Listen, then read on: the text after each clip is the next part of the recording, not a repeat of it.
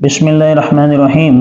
حضرت معاذ بن زہرہ تابعی کہتے ہیں کہ نبی کریم صلی اللہ علیہ وسلم جب افطار کرتے تو یہ دعا پڑھا کرتے تھے، اللہم لک صمت وعلی رزقک افطرت۔ یہ دعا وہ سنن ابی داؤد میں موجود ہے۔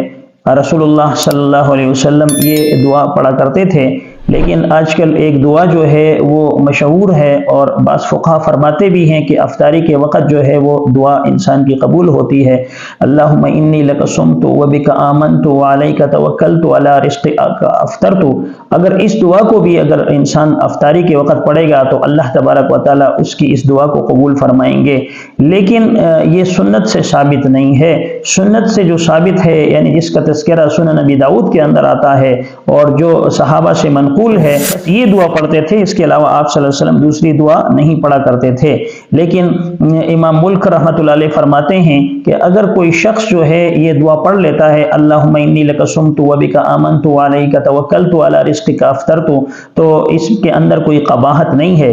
اس طرح اگر کوئی آدمی اپنی اولاد کے لیے یا اپنی رزق میں وسعت کے لیے یا اور کوئی آخرت کے لیے، عاقبت کے لیے کوئی دعا وغیرہ مانگتا ہے تو اللہ تبارک و تعالیٰ وہ دعائیں بھی قبول فرماتا ہے۔ تو اللہ تبارک و تعالیٰ سے دعا ہے کہ اللہ تبارک و تعالیٰ ہمیں ان مسائل کو سمجھنے کی توفیق عطا فرمائے، آمین۔